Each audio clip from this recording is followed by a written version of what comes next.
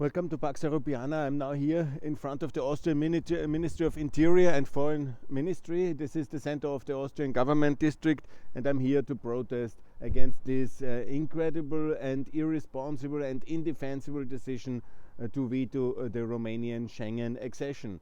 This was a big strategic mistake of Austria. Romania is a NATO ally and a European Union member, our partner and friend. And we have invested in Romania, we have helped, and I specifically have already 25 years ago supported Romania, and it was always clear that this is a very important ally and friend. And now we offended the Romanians and, by the way, the Bulgarians. But with Romania we have really a lot of things in common and together, and as well with Bulgaria, no doubt. And the mayor of Vienna has just outlined there are 45,000 Romanians, 20,000 Bulgarians alone in Vienna living, and many, many more, maybe 3 times more in all of Austria. And that's absolutely unacceptable that we treat each other like this.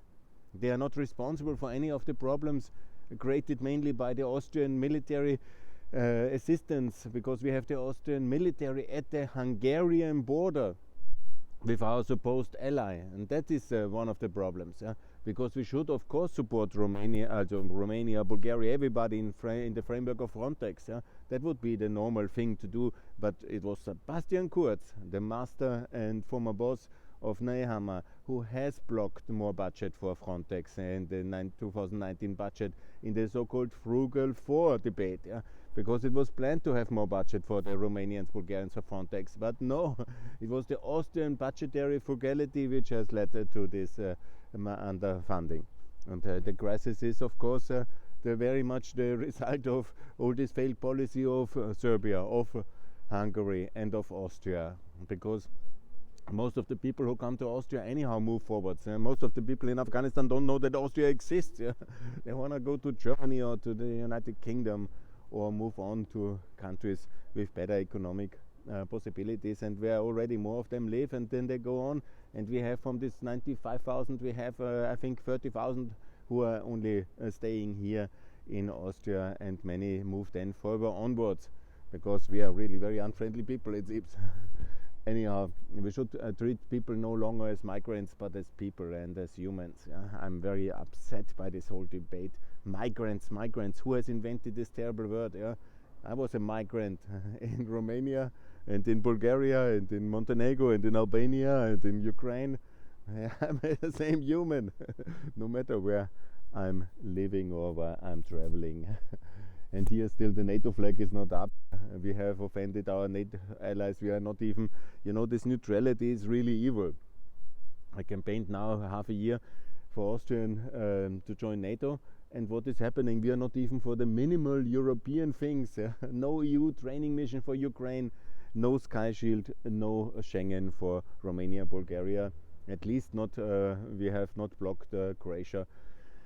But I've made it many times clear that this was very much connected to the Croatian energy weapon in action, and that is of course the way to do that. And the Romanians should also be much harder towards the Austrians. That would be much more logical.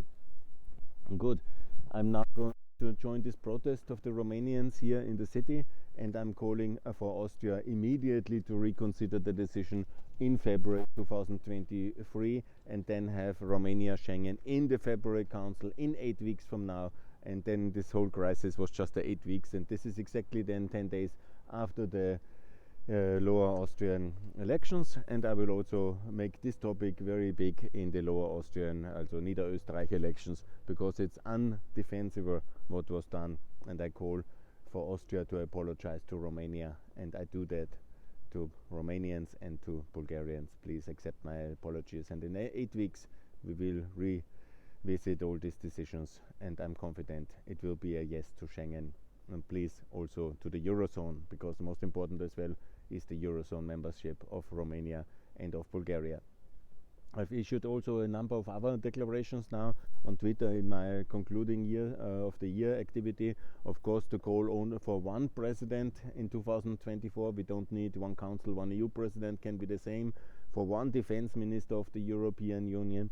For more unity, I've issued 27 points which are necessary for for Europe to do, and which in this one-day council Michel has mismanaged and left over.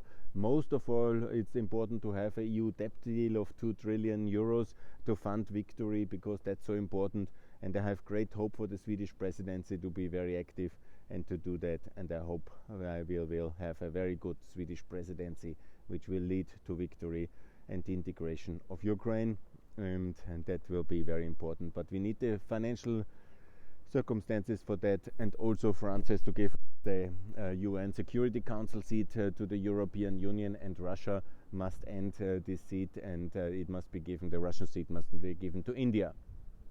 I think it's the logic of it. That's the explanation a bit of my tweets, and now I would simply conclude and say, let Romania in Schengen in February 2023 and stop racist populism, this dumpshit anti-European, anti-NATO, anti-Americanism of the Austrians is really very annoying for me.